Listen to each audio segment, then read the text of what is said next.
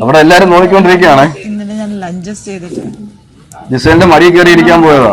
രണ്ടാമത്തെ കാല് വെക്കട്ടെ. പിന്നെ അവിടെ ഇരിക്കുന്നു, താഴോട്ട് കളയുന്നു, രണ്ടാമതും ഇതുപോലെ എടുക്കുന്നു, പിന്നെയും കളയുന്നു. ബിഗ് ബോസ് മലയാളം സീസൺ 7 നമ്മളുടെ രേണുസുതി കഴിഞ്ഞ ദിവസം പേനിന്റെ കാര്യത്തിൽ അനുമോള് വിഷയം ഉണ്ടാക്കിയോ പറഞ്ഞിരുന്നു. ഞാൻ പേൻ ഇങ്ങനെ എടുത്തൊന്നും താഴെ ഇടാറില്ല, ഞാൻ അങ്ങനെ വസ്തുക്കളും ഞാൻ അങ്ങനെ താഴെ ഇടാറില്ല, വേസ്റ്റ് ആയിട്ടുള്ള സാധനങ്ങളൊന്നും ഞാൻ അങ്ങനെ താഴെ ഒന്നും ഇടുന്നില്ല എന്നൊക്കെ പറഞ്ഞിട്ട് അവിടെ ഭയങ്കരമായിട്ട് വിതുമ്പുന്ന ഒരു രേണുസുതിയൊക്കെ നമുക്ക് കാണാൻ കഴിഞ്ഞു.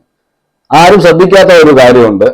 കഴിഞ്ഞ ദിവസം എല്ലാവരും ലിവിംഗ് റൂമിലേക്ക് ബിഗ് ബോസ് വിളിച്ച സമയത്ത് കിച്ചണിൽ നിന്ന് എന്തോ വായിലിട്ട് കഴിച്ചിട്ട് തിരിച്ചു വരുന്ന വഴിക്ക് അതിങ്ങനെ വായിൽ നിന്ന് എടുത്തു കളയുന്ന ഒരു സീനുണ്ട്. ഒരുപാട് പേര് അത് ശ്രദ്ധിച്ചില്ല. ഞാൻ ആ വീഡിയോ ഒന്നും അങ്ങനെ കണ്ടില്ല. ഓക്കെ, അപ്പൊ ഞാൻ ഇന്ന് അതിങ്ങനെ കൃത്യമായിട്ട് നോക്കിയപ്പം അത് അവിടുന്ന് കഴിച്ചിട്ട് വന്നിട്ട് വായിന്നെടുത്ത് ഇങ്ങനെ 2-3 പ്രാവശ്യം അത് താഴെ ഇടുന്നുണ്ട്. അപ്പൊ നമുക്ക് എന്തായാലും അതൊന്ന് കാണാം. അതിനുശേഷം കുറെ ട്രോളുകൾ വന്നിട്ടുണ്ട് ഈ ബിഗ് ബോസ് ഷോയെ കുറിച്ച്. അതിനകത്ത് കുറച്ച് സീരിയസ് ആയതുകൊണ്ട് കുറെ സീരിയസ് ആയ വിഷയങ്ങളുണ്ട്, എന്നാൽ കോമഡി ആയിട്ട് നമുക്ക് പറയാവുന്ന കുറെ വിഷയങ്ങളുണ്ട്. അതും നമുക്കൊന്ന് കാണാം. എന്തായാലും ആദ്യം നമുക്ക് രേണുസുതിയുടെ ആ ഒരു ഹൈജീൻ നമുക്കൊന്ന് കണ്ടേക്കാം. നിങ്ങൾ പ്രത്യേകം ശ്രദ്ധിക്കേണ്ടത്, അവിടുന്ന് കിച്ചണിൽ എന്തോർത്ത് വായിലിട്ട് വരുന്നുണ്ടേ. അതിനുശേഷം വായിൽ ഇങ്ങനെ കൈ വയ്ക്കുന്നു, താഴോട്ട് കളയുന്നു, രണ്ടാമതും ഇതുപോലെ എടുക്കുന്നു, പിന്നെയും കളയുന്നു. നിങ്ങൾ ശ്രദ്ധിച്ചു കാണുമല്ലോ. അപ്പം ആ കിച്ചണിൽ നിന്ന് എന്തോ ഒരു സാധനം, കഴിക്കുന്ന സാധനം എടുത്ത് വായിൽ ഇടുകയാണ്.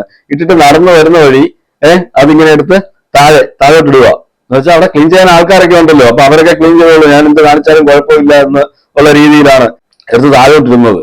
ഈ ആളാണ് പറഞ്ഞത്, ഞാനാണെങ്കിൽ പേനല്ല, അതെന്തോ ഒരു കറുത്ത സാധനമാണ്, ഞാൻ താഴെ ഒന്നും അതങ്ങനെ ഇടാറില്ല എന്ന് പറഞ്ഞ ആളാണ്, ഹൈജീൻ കൂടിയ ആളാണെന്നായിരുന്നു പറഞ്ഞത്. പിന്നെ എനിക്കിപ്പോ മുടിയുടെ വിഷയങ്ങളൊക്കെ ഉണ്ട്, അതുകൊണ്ടാണെന്നൊക്കെയാണ് അന്ന് ഡയലോഗ് അടിച്ചത്. ആ ഡയലോഗ് അടിച്ച ആളാണ്. ഇതാരും ശ്രദ്ധിക്കുന്നില്ല എന്ന് വിചാരിച്ചിരിക്കാം. എന്തുവാണെങ്കിലും അടുക്കളയിൽ നിന്ന് എന്തും ആയിക്കോട്ടെ എടുത്ത് വായിലേക്ക് ഇട്ടിട്ടുണ്ട്, നടന്നു വരുന്ന വഴിയിൽ അത് എടുത്ത് വായിൽ തന്നെ ഇങ്ങനെ എടുത്താണ് താഴോട്ട് ഇടുന്നത്.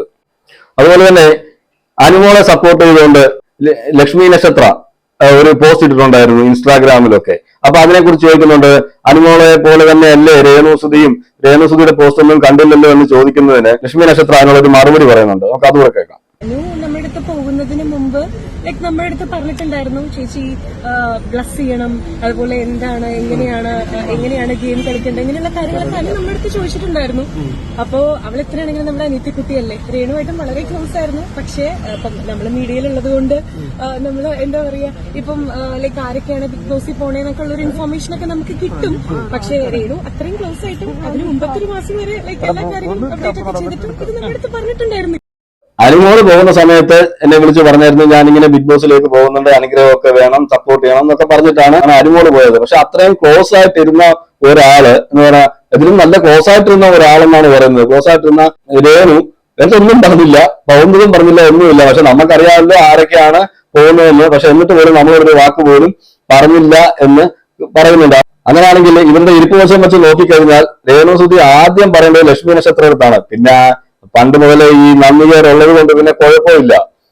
നമുക്കറിയാമല്ലോ, ബാക്കിയോട് ചിന്തിച്ചാൽ തന്നെ നന്ദികേർ മാത്രമേ കാണിച്ചിട്ടുള്ളൂ. ഈ പറയുന്ന സുധിച്ചേട്ടന്റെ സ്പ്രേ വേണമെന്ന് പറഞ്ഞതിന് ശേഷം ആ സ്പ്രേയുടെ കാര്യത്തിന് വേണ്ടിയിട്ട് ഒരുപാട് കോടി നടന്ന് ദുബൈയിലൊക്കെ പോയി സ്പ്രേ ഒക്കെ ഉണ്ടാക്കിക്കൊണ്ട് വന്ന ആളാണ് ഈ ലക്ഷ്മി നക്ഷത്ര. അതുപോലെ ആ വീടുമായിട്ട് നല്ലൊരു ബന്ധം സൂക്ഷിച്ചിരുന്നു. പിന്നെ എന്തുകൊണ്ടാണ് ആ ബന്ധം ഇല്ലാതായത് എന്നുള്ളത് ഇപ്പൊ എന്തായാലും വെളിയിലേക്ക് റിവീൽ ചെയ്യാത്തത് കൊണ്ട് നമ്മളും പറയുന്നില്ല. പക്ഷെ നമുക്ക് കാര്യങ്ങളൊക്കെ അറിയാം എന്തുകൊണ്ടാണ് ആ ബന്ധം അത്രയ്ക്ക് നിന്നില്ലെന്ന്. എന്നിട്ടും അതിനൊക്കെ ശേഷം ഈ ബിഗ് ബോസിന് വരുന്നതിന് കുറച്ച് ദിവസങ്ങൾക്ക് മുന്നേയും അതുപോലെ തന്നെ വൈബർ കുഞ്ഞിന്റെ ഇന്റർവ്യൂവിലും അതുപോലെ ഒരു ഓൺലൈൻ ചാനലുകാർ ചോദിച്ചപ്പോഴും രേണുസുതി പറഞ്ഞത്, ഞാൻ ഇന്നലെ കൂടെ വിളിച്ചതേ ഉള്ളൂ, ഞങ്ങൾ തമ്മിൽ ഭയങ്കര ക്ലോസ് ആണ്, ഞങ്ങൾ തമ്മിൽ ഒരു പ്രശ്നവും ഇല്ല, എല്ലാരും പറഞ്ഞുണ്ടാക്കുന്നതാണ് എന്നൊക്കെ പറഞ്ഞിരുന്നു. പക്ഷെ അങ്ങനെയാണെങ്കിൽ അങ്ങനെയുള്ള അത്രയും ക്ലോസ് ആയിട്ടുള്ള ഒരാൾ എന്തുകൊണ്ട് ലക്ഷ്മി നക്ഷത്രത്ത് പറഞ്ഞില്ല? എനിക്ക് തോന്നുന്നു ബിഗ് ബോസ് ഹൗസിൽ വന്ന് കയറുന്നതിന് മുമ്പ് തന്നെ പറഞ്ഞിരുന്നു, കയറിയപ്പോ തന്നെ പറഞ്ഞിരുന്നു, ഒരുപാട് പേര് ഞാനിവിടെ കയറാതിരിക്കാൻ വേണ്ടി ഒരുപാട് ശ്രമങ്ങളൊക്കെ നടത്തിയിരുന്നു, അതുകൊണ്ട് എനിക്കിവിടെ കയറിയപ്പോഴേ ഞാൻ ജയിച്ചു എന്നുള്ള രീതിയിൽ പറയുന്നുണ്ടായിരുന്നു. ലക്ഷ്മി നക്ഷത്രയെ മനസ്സിൽ വെച്ചിട്ടാണ് അത് പറഞ്ഞതെന്ന് അറിയത്തില്ല.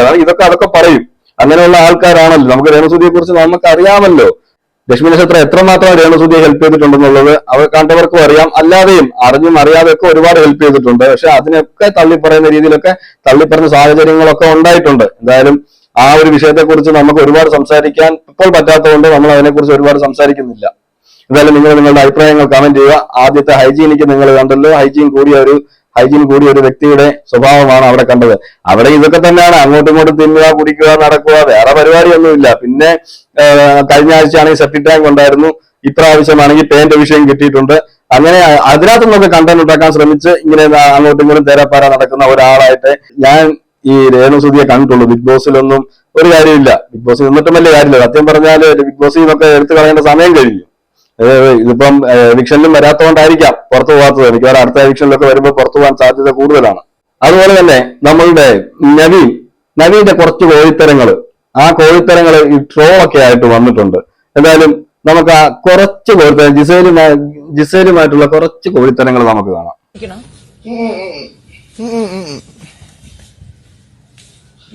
അവിടെ എല്ലാരും നോക്കിക്കൊണ്ടിരിക്കുകയാണ്. ഇന്നലെ ഞാൻ അഡ്ജസ്റ്റ് ചെയ്തിട്ട് ജിസേലിന്റെ മടി കയറി ഇരിക്കാൻ പോയതാ. രണ്ടാമത്തെ കാല് വെക്കട്ടെ. പിന്നെ അവിടെ ഇരിക്കുന്നു. അതിനുശേഷം ഞാൻ കാല് നിവർത്തി വെച്ചിട്ട് ഇരുന്നോളാൻ പറയുന്നു. നമ്മൾ ഈ കൊച്ചു പിള്ളേരൊക്കെ അമ്മയുടെ മടിയിലും പെങ്ങന്മാരുടെ മടിയിലും അങ്ങനെയുള്ളവരൊക്കെ മടി വന്നിരിക്കുമല്ലോ ഇങ്ങനെ വന്നിട്ട്. എന്തുവാടാ എടാ നെവിനെ പോടാ. ഇതൊക്കെയാണ് അവിടെ നടക്കുന്നത്.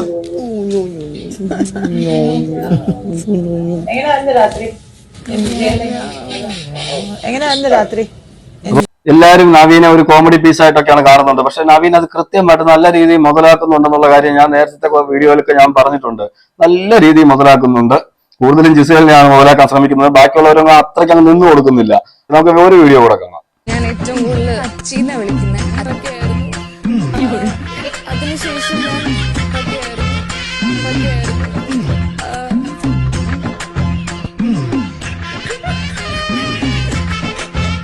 നവീന്റെ ഉദ്ദേശം കണ്ടപ്പോഴേ ജിസേല് നൈസായിട്ട് അങ്ങ് ഒഴിഞ്ഞു മാറി. എന്നുവെച്ചാൽ ജിസേലിന് ഇപ്പൊ ഇറക്കി തോന്നി തുടങ്ങിയിട്ടുണ്ട് ഇവന്റെ പോക്ക് അത്രയ്ക്ക് ശരിയല്ല എന്നുള്ള കാര്യം.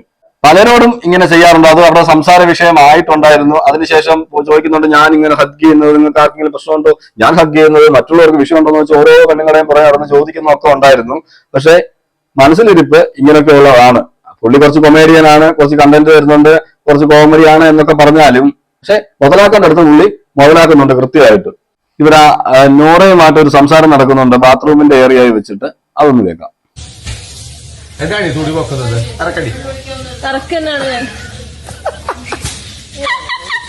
നൂറെ മോശമൊന്നുമല്ല, നീ എന്തിനാണ് ഈ തുണി വെക്കുന്നതെന്ന് ചോദിച്ചപ്പോഴത്തേക്ക് ഞാൻ തുണി വെക്കുമല്ല ഇറക്കുവാണെന്നാണ് നൂറ പറഞ്ഞത്. അപ്പൊ ഇതൊക്കെയാണ് ഈ ബിഗ് ബോസ് ഹൗസിൽ കൂടുതൽ നടക്കുന്നത്. എന്നുവെച്ചാൽ നവീന് ഇങ്ങനെയുള്ള ഏറിയയിലൊക്കെ പോവുക, ഇങ്ങനെയുള്ള എന്തെങ്കിലുമൊക്കെ ഡയലോഗ് അടിക്കുക, അപ്പൊ അതിന് ഓപ്പോസിറ്റ് വരുന്നത് കേൾക്കുക, അതിന് വരുന്ന എല്ലാവരും ചിരിക്കുക. ഈ പറയുന്ന ഓപ്പോസിറ്റ് നിൽക്കുന്ന ആളും ഈ ഹാന്ന് ചിരിക്കും. ചിരിച്ചിട്ട് ഇവര് തന്നെ പോയി അപ്പുറത്ത് പോയിരുന്ന് കുറ്റം പറയും. ഈ നവീന്റെ തന്നെ കുറ്റം പറയും.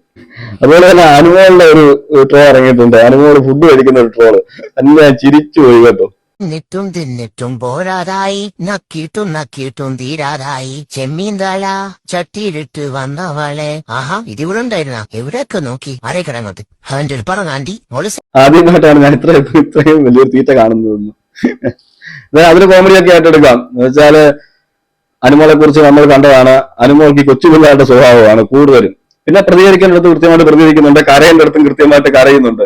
ഏറ്റവും കൂടുതൽ പ്രതികരിക്കുന്നതിനേക്കാൾ കൂടുതൽ കരച്ചിലാണ്. റെനയുടെ കിളികിലികിലികിലികിലികിലികിലികിലികിലികില എന്നുള്ളൊരു സൗണ്ട് ഉണ്ടല്ലോ റെന ഫാത്തിമയുടെ, അതിനെ കുറിച്ച് ഒരു ട്രോൾ ഇറങ്ങിയിട്ടുണ്ട്. അതും എനിക്ക് വളരെ വളരെ ഇഷ്ടപ്പെട്ടു.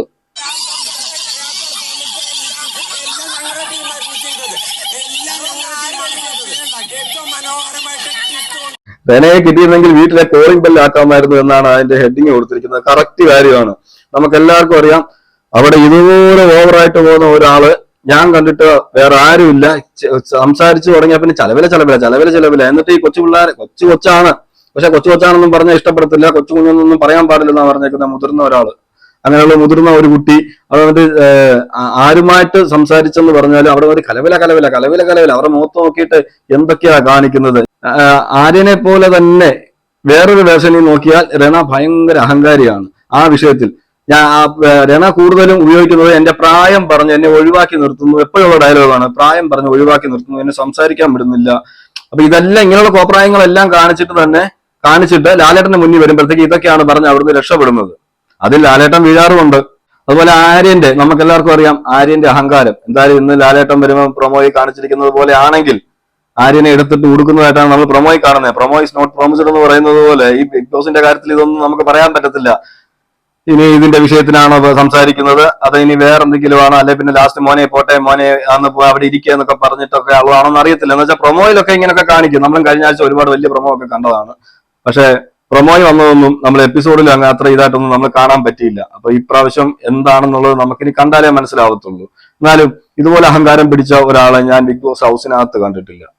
ആര്യന്റെ വിചാരം ആര്യൻ മലയാളികളെല്ലാം വെറും പുച്ഛത്തോടെ കാണുന്ന പോലെ, എന്തോ ഇവിടുത്തെ ബിഗ് ബോസിനൊക്കെ ഒരു പുച്ഛം പോലെ, ബിഗ് ബോസിനെ പുച്ഛം.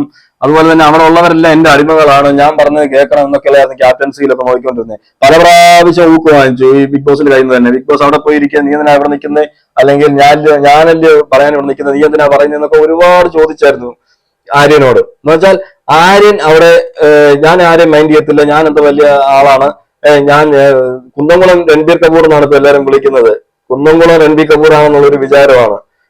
അത് ശരിക്കും എല്ലാവരും എന്നെ സപ്പോർട്ട് ചെയ്യുന്നു, എന്റെ ഗ്ലാമർ കാരണം എല്ലാവരും വീണിരിക്കുകയാണ് എന്നുള്ളൊരു വിചാരത്തിലൊക്കെയാണ് ഈ ചെയ്യുന്നത്. എന്തായാലും ഇന്ന് കണക്കിന് കിട്ടുന്നുണ്ടെന്നാണ് തോന്നുന്നത്. എന്തായാലും നമുക്ക് ആ ക്യാപ്റ്റന്റെ പവർ കാണിക്കാൻ നിന്ന ആര്യനെ ബിഗ് ബോസ് തേച്ചൊട്ടിക്കുന്ന ഒരെണ്ണമുണ്ട്, നമുക്കൊന്ന് കാണാം. ബിഗ് ബോസ് എല്ലാവർക്കും ബ്ലഡും ഇത് വന്നിട്ടുണ്ട്. പക്ഷെ നമുക്ക് വേണമെങ്കിൽ ബിഗ് ബോസിന്റെ ഒരു ഇത് കഴിഞ്ഞിട്ട് നമുക്ക് 1 by 1 കോൺഫെഷൻ റൂമിൽ പോയി ഗൈസ് 1 minute. ബിഗ് ബോസ് എല്ലാവർക്കും കയ്യിലും കാലിലും ചൊറിഞ്ഞിട്ടുണ്ട്. ആര്യൻ ബിഗ് ബോസ് അവിടെ ഇരിക്കൂ. അത് പറയാനല്ലേ ഞാനിവിടെ ഇരിക്കുന്നേ. അതാണ് ബിഗ് ബോസ് മിണ്ടാണ്ടിരിക്കുന്നത്. ബിഗ് ബോസ് അവിടെ നിന്ന് ആലോചിച്ച് ഞാൻ പിന്നെ എന്തിനാ ഈ മയക്കം പിടിച്ചുകൊണ്ട് ഇവിടെ ഇരിക്കുന്നത്, ഇവനാണല്ലോ അവിടെ കിടന്ന് എല്ലാം പറയാനാണെങ്കിൽ അവനെ വിട്ടുകൊടുത്താൽ പോലെ. അങ്ങനെ തന്നെയാണ് പലരും. ബിഗ് ബോസിന് അവിടെ യാതൊരു മര്യാദയില്ല. ബിഗ് ബോസിന് ലിവിംഗ് ഹാളിൽ വന്നിട്ട് ബിഗ് ബോസ് പറയുകയാണ് നിങ്ങൾ എല്ലാവരും വന്ന് ലിവിംഗ് ഹാളിൽ ഇരിക്കുമെന്ന് പറഞ്ഞ് അനൗൺസ് ചെയ്ത് കഴിഞ്ഞാൽ അരമണിക്കൂർ കഴിഞ്ഞാണ് അവിടെ എല്ലാവരും വരുന്നത് തന്നെ. കുറച്ചു പേരൊക്കെ ആദ്യം വരും, ബാക്കിയുള്ളവരൊക്കെ നടന്ന് തൂങ്ങി ആടിയൊക്കെയാണ് വരുന്നത്. ബിഗ് ബോസ് ആണെങ്കിൽ ഒരു ടാസ്ക് കൊടുത്തിട്ട് ആ ടാസ്ക് നിർത്തം പറഞ്ഞു കഴിഞ്ഞാൽ നിർത്തത്ത് പോലില്ല. അതുപോലെ ബസർ അടിച്ച് നമ്മൾ കണ്ടാണ് കഴിഞ്ഞ ദിവസത്തെ ഗെയിമില് ബസർ അടിച്ചുകൊണ്ടേയിരുന്നു. എന്നിട്ട് പോലും അവിടെ ഒരാള് പോലും എഴുന്നേറ്റില്ല എന്നുള്ളതാണ്. ബിഗ് ബോസിനൊക്കെ പുല്ല് വിലയാണ് ഇപ്പൊ കൊടുക്കുന്നത്. സത്യം പറഞ്ഞാൽ ഇപ്പോൾ ഉള്ള മത്സരാർത്ഥികളെ എല്ലാവരും ഒരു 4-5 പേര് കയ്യിൽ എണ്ണാവുന്ന അവരൊഴിച്ച് ബാക്കി എല്ലാവരും ബിഗ് ബോസിന് വെറും ഈ പറഞ്ഞതുപോലെ ആ ഒരു വിലയെ കൊടുത്തിട്ടുള്ളൂ. നമുക്ക് കാണുമ്പോൾ അറിയാം, ലൈവൊക്കെ കാണുന്നവർക്ക് പ്രത്യേകം ഇതൊക്കെ അറിയാൻ പറ്റും. എന്തായാലും ഈ വീഡിയോയെ കുറിച്ചുള്ള നിങ്ങളുടെ അഭിപ്രായങ്ങൾ കമന്റ് ചെയ്യുക. ഓക്കെ, മറ്റൊരു വീഡിയോ ആയിട്ട് നമുക്ക് കാണാം.